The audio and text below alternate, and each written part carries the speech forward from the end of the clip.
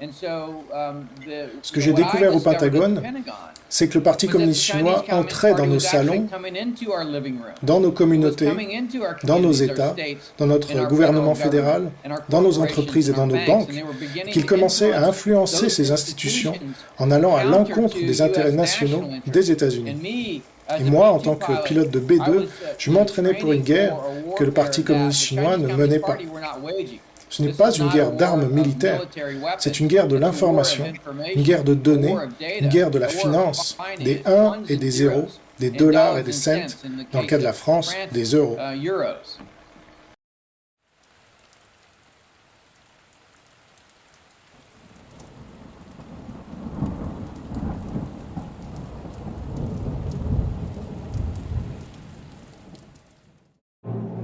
Ici, Londres. Les Français parlent aux Français. Veuillez écouter tout d'abord quelques messages personnels. Les sanglots longs des violons de l'automne.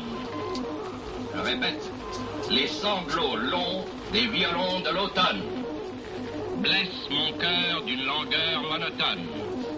Je répète, blessent mon cœur d'une langueur monotone.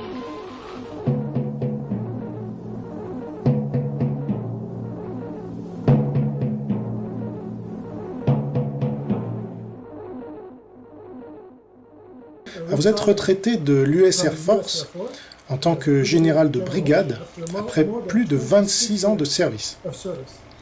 Vous avez terminé votre carrière comme directeur principal de la planification stratégique auprès du président du Conseil national de sécurité, une institution très importante que les Français ne connaissent pas vraiment. Et vous avez été l'architecte en chef de la stratégie de sécurité nationale. Vous avez été le principal architecte de la stratégie de sécurité nationale. Vous avez été stratège pour la Chine, au président des chefs d'état-major interarmés et de l'état-major interarmé au Pentagone. Vous avez donc dû avoir accès à des informations classifiées. Et vous avez été haut fonctionnaire de la défense et attaché de défense en Chine. Vous avez obtenu un doctorat en économie et en mathématiques à l'université du Missouri. Et vous savez parler couramment le mandarin. Donc, vous savez de quoi vous parlez. Et dans quelle mesure sommes-nous certains de la responsabilité du Parti communiste chinois dans la pandémie? Que faudrait-il pour en être sûr à 100%? Eh bien, ce dont je suis certain en ce qui concerne la pandémie, c'est que le Parti communiste chinois a cherché à influencer les politiques d'entreprises par les démocraties du monde entier à la suite de la propagation de la pandémie. Ils ont travaillé avec l'Imperial College de Londres. Ils se servent d'influenceurs et de bots sur les médias sociaux, l'armée de petites mains pour promouvoir la peur dans les sociétés en ce qui concerne le coronavirus. Leur effort pour essayer d'influencer les autres à croire que le coronavirus venait d'un autre endroit que la Chine, leurs efforts pour influencer l'Organisation mondiale de la santé ou le Centre de contrôle des maladies aux États-Unis. Le coronavirus a probablement été la meilleure campagne d'opération d'information de l'histoire du monde.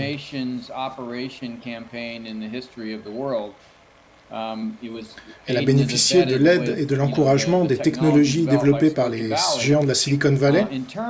En ce qui concerne le coronavirus lui-même, le virus, je pense que les faits tendant à prouver qu'il a été libéré accidentellement du laboratoire de Wuhan. Mais pour être sûr, nous ne le saurons jamais. Je ne crois pas. Quelle est l'origine exacte du virus, c'est-à-dire quand, comment et pourquoi il a été libéré.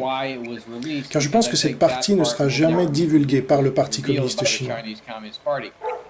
Je pense donc que nous devons nous concentrer sur ce qu'ils ont fait une fois que le virus est sorti, car nous ne saurons pas comment le virus a été libéré.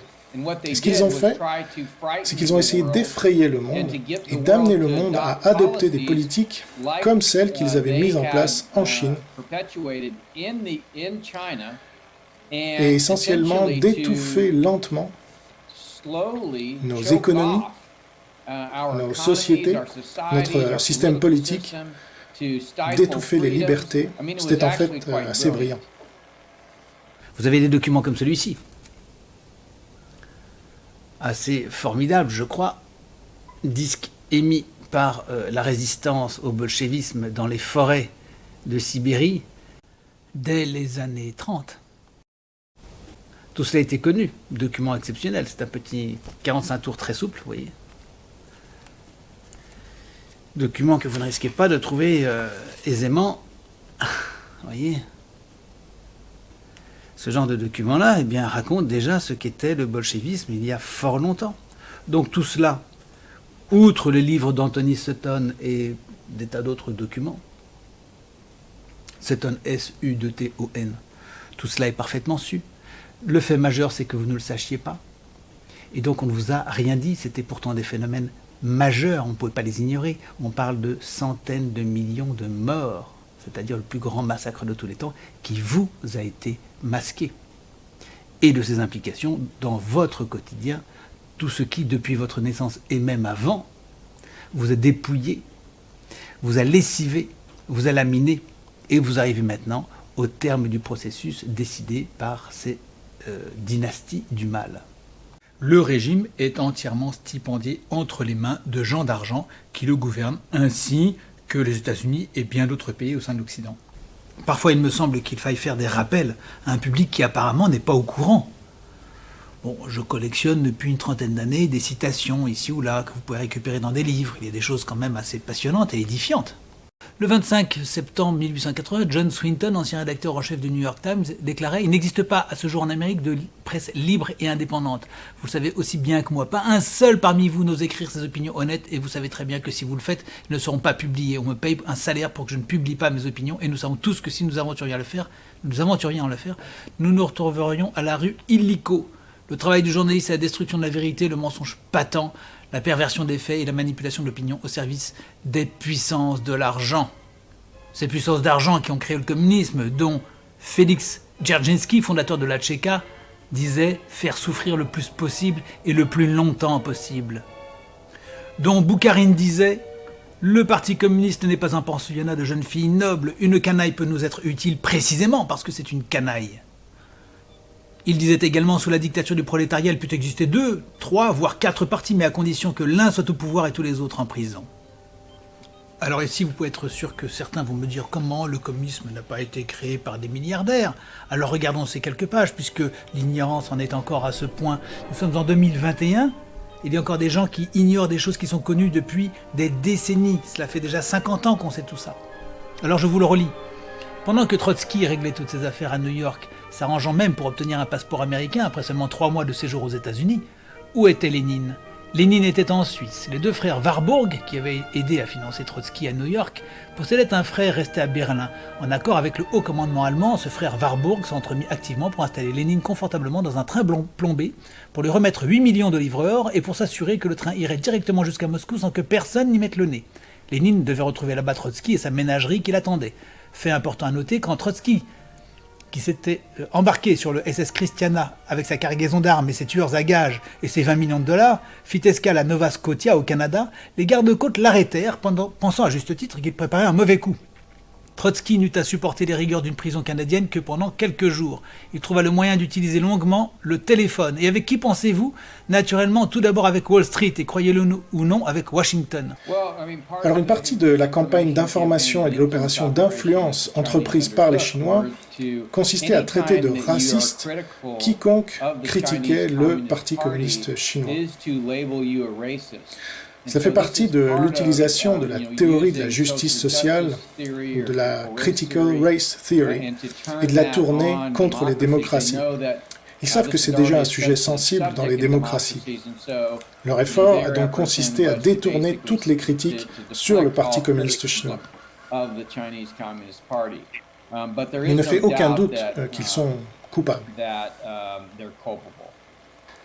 Alors, ce sera ma dernière question. Considérez-vous que ce qui s'est passé en 2020 était, comme je l'appelle, la bataille de l'Amérique, et que le Parti communiste chinois a gagné cette bataille? C'est une bataille des démocraties contre le totalitarisme. Et je dirais que le totalitarisme, sans aucun doute, a gagné cette bataille parce que si vous regardez les politiques mises en œuvre par la France, les USA, le Canada, le Royaume-Uni, vraiment le monde entier, on confine la civilisation, on ferme les entreprises, les gens font faillite, dans certains pays il y a la famine. C'est vraiment étonnant de voir jusqu'où nous sommes allés pour copier, imiter les politiques que le Parti communiste chinois avait essentiellement créées. Je pense que c'est sans aucun doute l'opération d'information la plus réussie de l'histoire de l'humanité.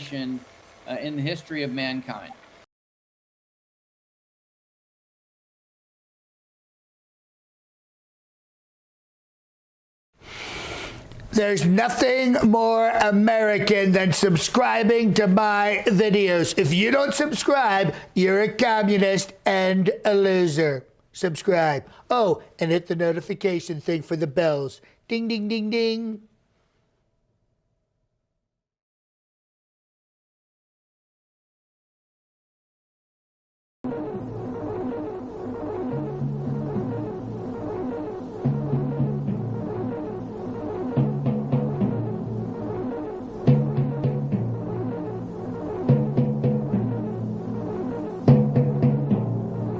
Ici, Londres.